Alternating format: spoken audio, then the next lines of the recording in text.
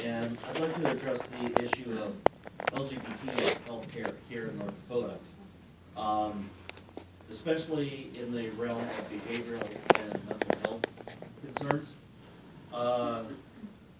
As we well know, the behavioral health care professionals, it's very limited here in North Dakota. To top that off is to find a therapist who is LGBT friendly. Since 2009, we've been fighting for the anti-discrimination bill here in North Dakota, and it's been defeated. Well, what this does with it being defeated is the fact that there are healthcare professionals who will not relocate, to North Dakota because of the lack of protections for LGBT individuals. I have one friend who was a child psychiatrist here in Bismarck, one of the few, and he left the state because of the fact that he did not have the LGBT protections. So compound all that, it adds to homophobia, bigotry here in the state. So you have a lot of issues with teenagers, young adults coming out, and not having a therapist to help them walk through that path is very detrimental for their health. Personally speaking, for myself, personal story, in the disparity or whatever, a year ago I had a breakdown and I took myself to the ER. And it was at 4 in the morning, and there was not an emergency bed available for a suicidal patient here in Bismarck. They wanted to shift it to Fargo. Well, the ER doctor who came in at 7, he talked it over with me, and he fought to keep me here in Bismarck, which meant I stayed in the ER until there was a bed available at St. A's. And I've been in good therapy with really good, strong behavioral health team at St. A's. But I'm fortunate, I'm privileged. I live here in Bismarck where it's accessible. What about the teenager on a farm out in the middle of nowhere who gets bullied at school, doesn't have anybody to talk to, living in a small town, word gets out, goes back to his parents. And his parents, in North Dakota, could be strong fundamentalists who make the child's life miserable. And they have nowhere to go. So that's my concern with the LGBT health concerns and behavioral health in North Dakota. I think, last legislature, I talked on the floor of the legislature and made the point that one of the biggest challenges that we have here in North Dakota in healthcare, beyond all of the changes that we're seeing in reimbursement, is workforce. And there's just no doubt about it. See those heads, Bob? It's workforce. We cannot afford to let anyone feel unwelcome in our state. If we're serious about growing and expanding and providing the best quality services in our state, we have to be more welcoming. And so I am appalled that the North Dakota legislature has refused to take action on this issue. I'm a sponsor of the anti-discrimination bill in Washington, D.C. There is no room for discrimination in our state. And the message that you send to young people struggling with their identity is that you are a second-class citizen when we don't do this. And so I get it. I want maybe, Matt, can you comment at all about access to care? Maybe you and Craig can respond to the concern about having to wait. We have huge challenges on behavioral health professionals in the state, and you're right. You are fortunate that you live in Bismarck. Right. Because for the past 7 years I've been in Williston, and we have very limited access. We have some access, but limited access. They have no access. Right. And you go to smaller communities, and there is no access Right. within an hour or 2 hours for any level of of experience, expertise. Yeah. And so we are working on how we can do things with telemedicine, for example. There's some new ideas we're kicking around on how we can collaborate better across the state using telemedicine. Hartley's been out. They are looking for new solutions, how they can collaborate with rural communities, how they can best leverage their resources. There are community coalitions across most of the state exploring ideas.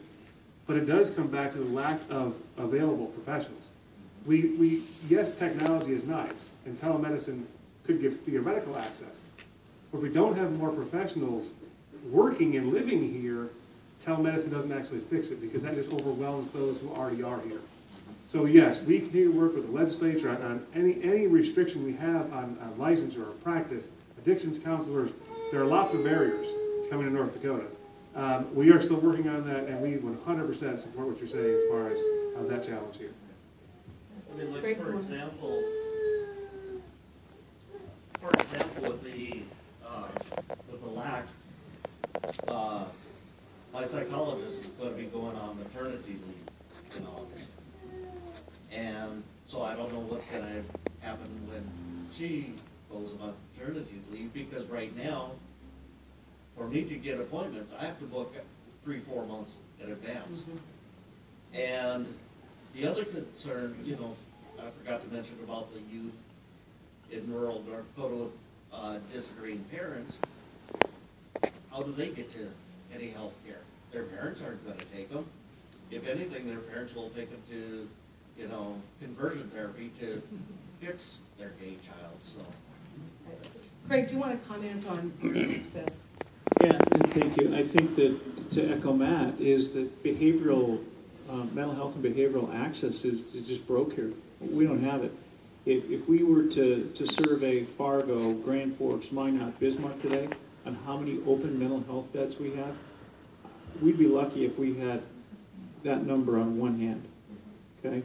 So that's what you were experiencing. Fortunately, you had a provider that was going to, recognize that you need to be here for your care. That's the best place. Even worse is adolescent mental health. If we looked at adolescent open beds today, it would be 0, and there would be a waiting list. And that's acute care. That isn't even chronic care. That isn't the prevention type that we need to do. And we are letting our kids down at all levels, at all levels, because we don't have the access. And getting back to Medicaid expansion, we lose those dollars. I mean, those are services. So our job is to provide the workforce, to provide the care, quality, access, and efficiency. But if we don't have the dollars to provide the services, and those services aren't being provided right now, i.e. mental health, it doesn't get better. It gets worse. And that is frightening. Now, everybody should have a chill on their back on that one. One of the things that I want to point out, and if you want to weigh in here at all, Kurt, is that when you look at addiction, it's really hard to segregate addiction from mental health.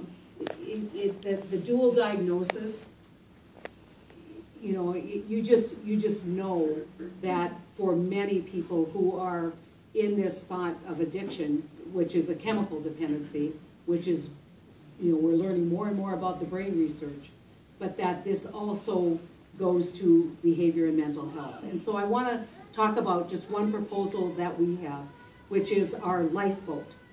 What's lifeboat? Lifeboat is a bill that would take 1 penny on every milligram of prescription for opioids. Now, you say a penny, big deal. It's over $1 billion a year. Think about that. That's how many opioids are being prescribed in this country.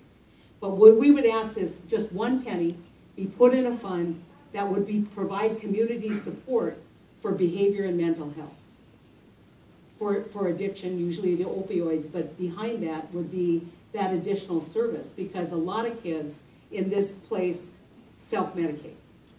And so there's a real crying need for this kind of support that is going completely unmet, not just in our state, but in the country. But it is at crisis in North Dakota. And I honestly believed after the commission report, which a lot of you guys participated in, the Iowa Commission, that we were going to move forward. I think we're moving backward in North Dakota. So Kurt, you want to just comment? Yes, thank you, Senator. With addiction, over 50% of those individuals have co-occurring mental health issues that are very quite severe, and it's, you can't isolate those, but you also need to have the access points within primary care with good screening tools and brief intervention and referral that allows for wherever people show up that they have that access, to find the behavioral health support services that they need. The Schulte report was very clear. Explain what the Schulte. The Schulte report in 2014 came out and did a real comprehensive look at behavioral health care in North Dakota. And they came out with one of the statements is, it's a crisis, workforce, access. It's just a really incredible, striking report that gave us a clue about what we need to do. And unfortunately, the economy turned at the same time. And when the boom was going on and all of these things were happening, and we knew behavioral health was a real issue. Unfortunately, I think a lot of the funding went towards infrastructure of concrete, not people. And which was necessary, I understand that, but you can't forget the people. And that's where behavioral health, mental health addiction is not just about that. It's about workforce. It's about high-cost health care. It's about the cost of our crime, or our jail, and our criminal justice system. North Dakota has built over 12, 15 new jails. Burley County, McKenzie County, all these new jails. We're putting all this money into warehousing people versus helping solve life issues and getting them back to be a part of our tax base, being a part of helping people to actually care for their families and their kids and live a rewarding life. We're going to take one from John.